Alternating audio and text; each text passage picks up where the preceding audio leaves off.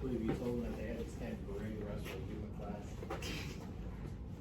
This is so gonna be fun for me. All right. Commander? Good afternoon. I'm Joshua Griffith. I'm going to be giving you an informative speech about women of the American West. The specific purpose of this speech is going to obviously to inform you about women of the American West, what they did, because they're not very widely known. Most of the time, whenever you think about the American West, you think about Doc Holliday and stuff like that. Men that were obviously made famous via Hollywood and everything. So obviously, it's according to Hollywood, you know, women did not do a lot in the American West. However, Hollywood is very wrong when it comes down to this. So if you've ever watched an old Western movie, like I said, it's usually Doc Holliday, John Wayne, stuff like that, you know, that's what we normally see. The ones with John Wayne or the great tales of men like Doc Holliday, these are the images that we think of when we think about the American West and the westward expansion. However, people often do not think about the roles that women played in building the West as we continue to move forward with that. According to Hollywood, women just followed men into the American West, but this is very, very wrong. All right. So first, we will discuss the gunslingers and the outlaw women of the American West, which there actually was quite a few. Some of these women include Calamity Jane, which her actual name was Martha Canary, and Annie Oakley. Both of them were actually really, really famous for their abilities with weapons, with particularly rifles and revolvers. So famous that they got onto Wild Bill's Western sideshow. A lot of people have this misconception that Calamity Jane was an outlaw, but she actually was not. She was just really good at riding horses and shooting guns, and they made a show out of it. So that was actually something that was kind of cool to learn about. Same thing with Annie Oakley. She was actually really, really good with that. And as she was growing up, she had to help raise the rest of her family as her father had died, and she had these abilities. So she helped out her mom a lot by going out there and actually collecting food and all that fun stuff. And then eventually became once again part of the Wild West show from Buffalo Bill's Wild West show because of her talents. Another famous woman of the West was Phoebe Ann Moses, more commonly known as Annie Oakley. According to PBS.org page, Women of the Wild West, while Calamity Jane and Annie Oakley wielded a gun, they actually never used it as a threat, unlike the outlaws of Pearl Hart and Bella Starr. These two women were known as the Bandit Queens. These two notorious women were Pearl Hart and Bella Starr, famously known for, Pearl Hart was famously known for her crimes ranging from simple robbery all the way to stagecoach robbery. Getting crazy, yeah. Known for saying, I shall not consent to be tried under a law in which my sex had no voice in making, at her trial, which she was eventually caught.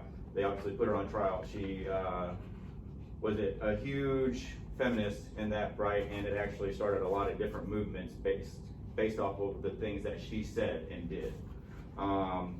Bella Starr was one of the most famous outlaw women and associated with the likes of Jesse James and the Younger Brothers. Notorious, very notorious bandits. These women were heralded in many history forums, but there were also many more women that were not as well known as these that we have just talked about. These women that we're about to talk about had a huge impact as well.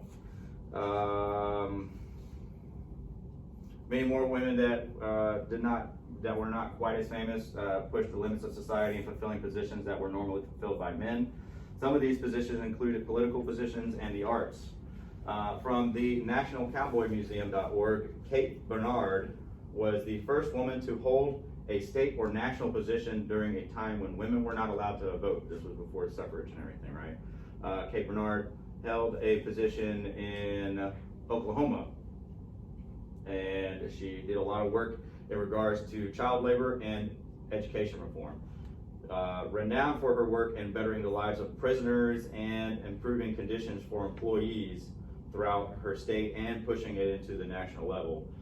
She was actually the reason that they founded the Oklahoma State Penitentiary. That was something that she really pushed for, because a lot of the prisoners at that point in time of the American history were treated like garbage. Was removed from office due to lack of funding because of unpopular views about stealing of Indian lands.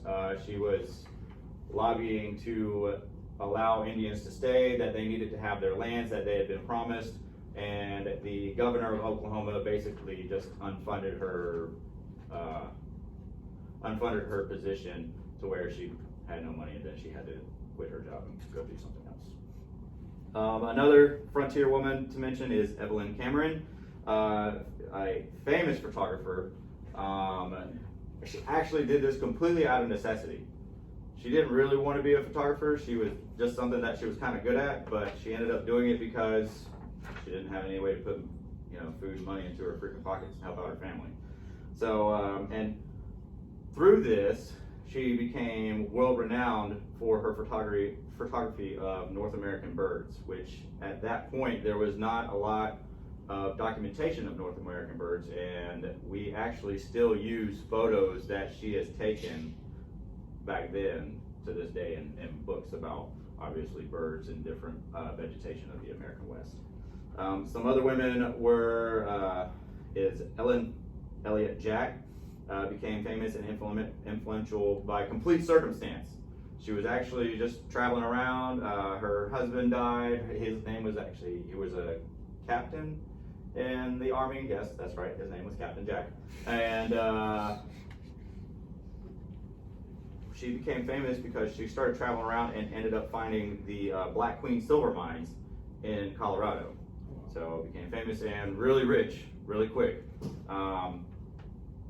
There was a lot of people that tried to swindle her. Obviously, a lot of men tried to court her and say, hey, I really love you and all that fun stuff, but nobody ever actually got her. One got pretty close, but then he died of mysterious circumstances. Overall, there are many influential women of the American West frontier. Mentioned above are just a few examples of how women not only formed this Western expansion, but also the world. Many women in the West started movements during women's suffrage.